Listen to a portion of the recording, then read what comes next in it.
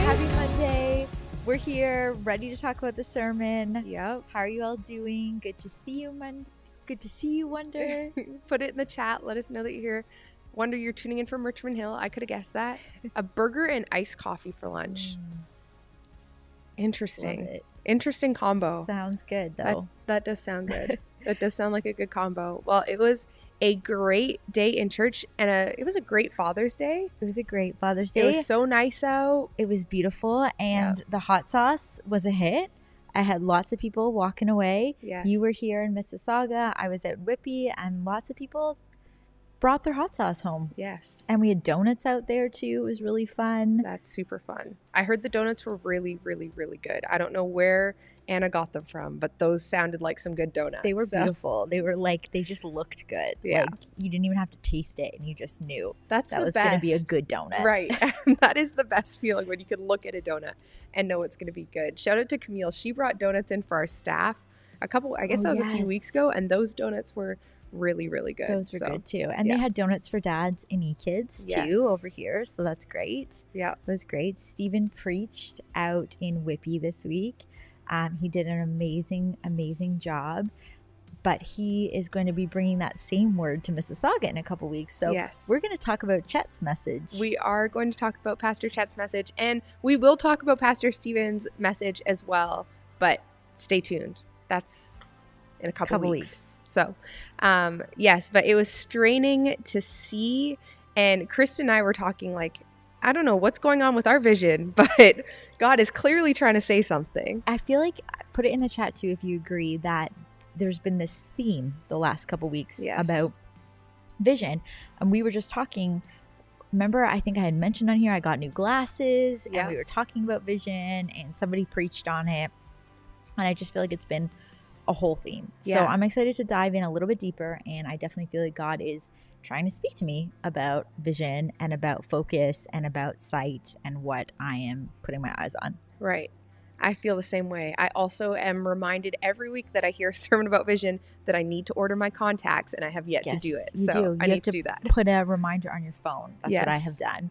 But there was a really fun icebreaker that you thought of. So Pastor Chet was talking about how we used to, back in the day, pop the lenses out of glasses and wear just the frames.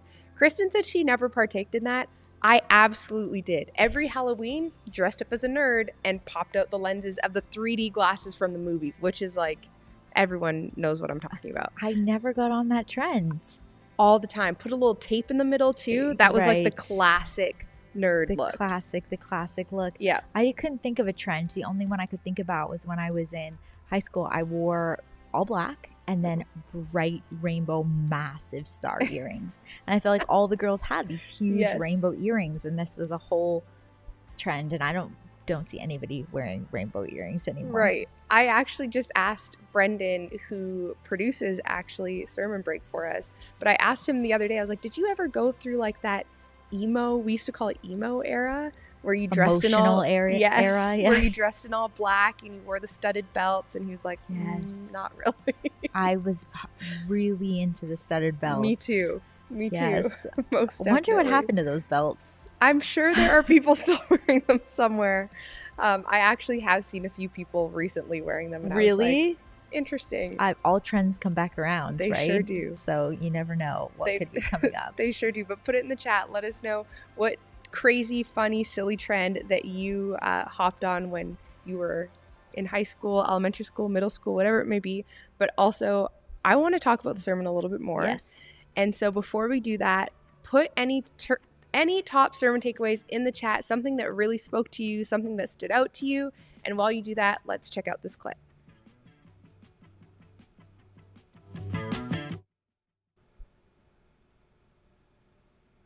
You need to have some friends that can take an oar. You need to have some friends that'll take an oar. Because some of you, you've been straining for a long time, but you're straining in circles because you're on one side of the boat straining by yourself. You've been circling some things for a long time. Hey, can I go as far to say this one's gonna hurt? You've been straining for a long time, and it's your fault. I'm going in circles Because I ain't let a friend take an oar. Hey, can I make it plain? Let me tell you about an oar. You feel overwhelmed. I need a friend that can take me when I'm overwhelmed. Hey, I got some anxiety. My head's all over the place. I need some friends that can handle me when my mind's all over the place. And I need some people that when I'm ready to give up, when I'm ready to throw in the towel, they can take an oar.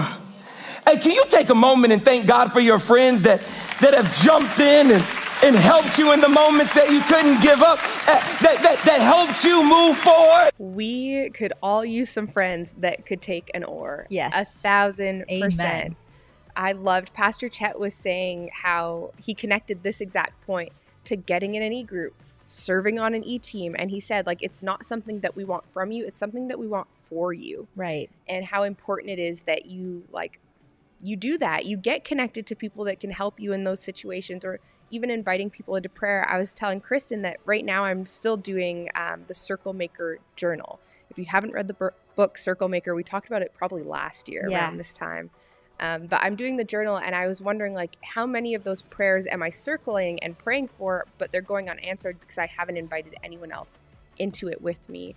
And so I was just thinking, like, okay, Pastor Chet, I heard you. Even when he was saying, like, you're straining by yourself. Right. That's your fault. Like, you don't have to. I think also, like, bringing people in, there is so much power in that. Having community. We always talk about how life is not meant to be lived alone, and there is so much power when people come together. I can think about times where you've prayed for me and we've seen things happen because the two of us have united our faith, and I could really, I don't know, hold on to God more because you had faith, even if maybe I didn't in the moment, that certain promises would be fulfilled or certain things would come to pass. So it definitely makes a difference to at least have one other person, but there's so much even more benefit to other people who can come around and really be praying for you. And I love that book, Circle Maker. I actually was reading it a couple days ago. I just flipped open to kind of near the back of the book. And in the book, it talks about the importance of, like, really laying out what you're praying to God for and circling it over and over again. And it makes me think when Chet was walking in circles, the importance of circling it. But there is power in even just writing it down and having something that you're aiming for. And I think that, again, relates to this idea of vision. What is the vision for your life? What is it that you want? What desires, what dreams, what passions do you have in all areas? I was actually in a mentorship program recently with Wade Joy, and he talked about that you could have character dreams. So about somebody that you want to become. So I want to be a more patient person. That's a dream for your life. You could have, like, a lifestyle dream. Like, I want to be able to own my own house one day. Right. And then that's something that you're circling for. You could have, like, a relational dream. That you want to have a family one day. Like, you can actually categorize your dreams. And when you do that, you can be so much more intentional with God and with the people around you of what you want to see come to pass.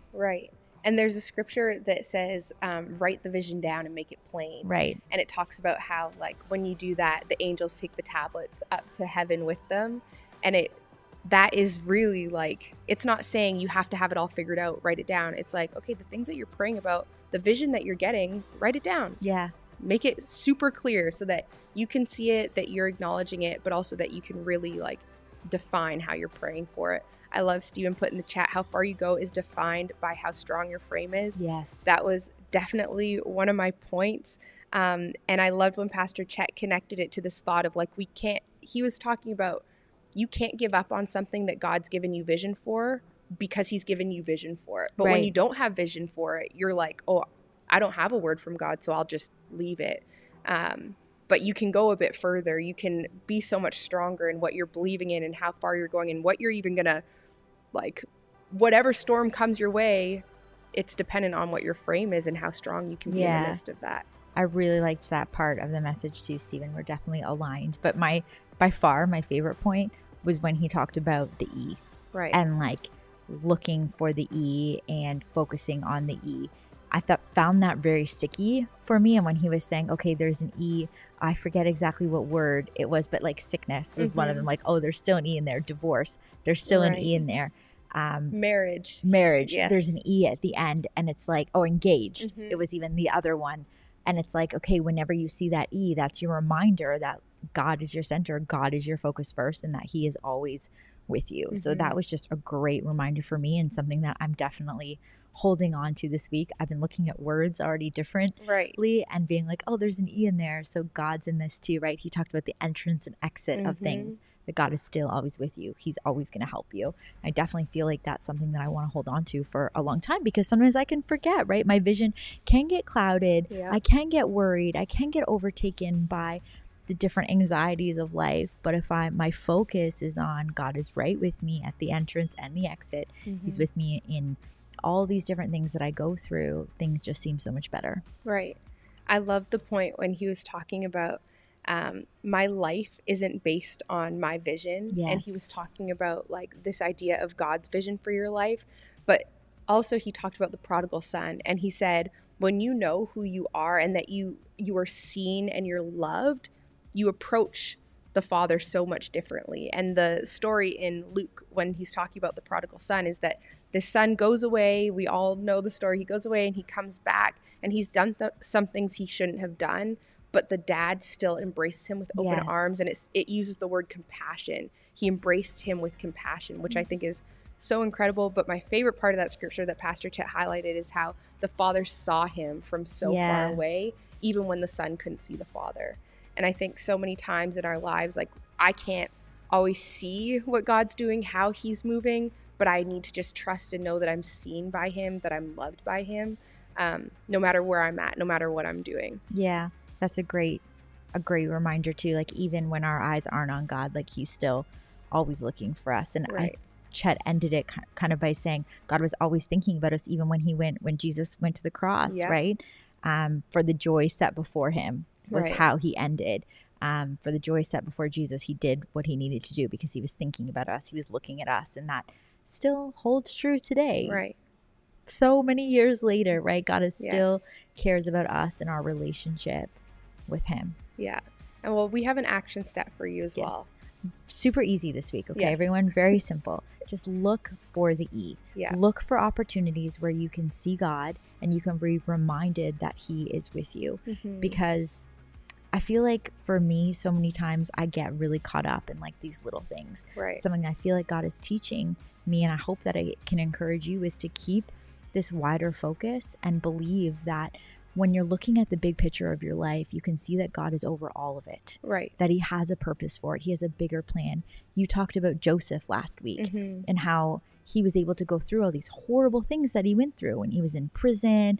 He was just abandoned by his brothers, done horrible things to, but he still was able to forgive them, and he was still able to have this beautiful life. He still did everything that he needed to do because his vision was on what God wanted him to do. Right? It was, he said, but God, it's for the saving of many lives that this happened to us. So for me, I'm trying to keep my vision on this wider focus, that there's this bigger purpose, and that God is always with me. And I'm looking for the E. I'm looking for all the times where I can say, even though this might not feel great in the small details, he's in the bigger picture with me. Yeah. And I loved when Pastor Chet said, like, it's in the coming and the going, the exits and the entrances that you walk through, that the E is there. And so be reminded by that this week and encouraged this week as well. But I love that. It's going to be a great week. It's going to be a great week. It's going to be hot. Yes. So enjoy it. For all the Canadians out there, we can soak up the sun. We don't get it too often. But have a great week, and we'll see you in church next Sunday.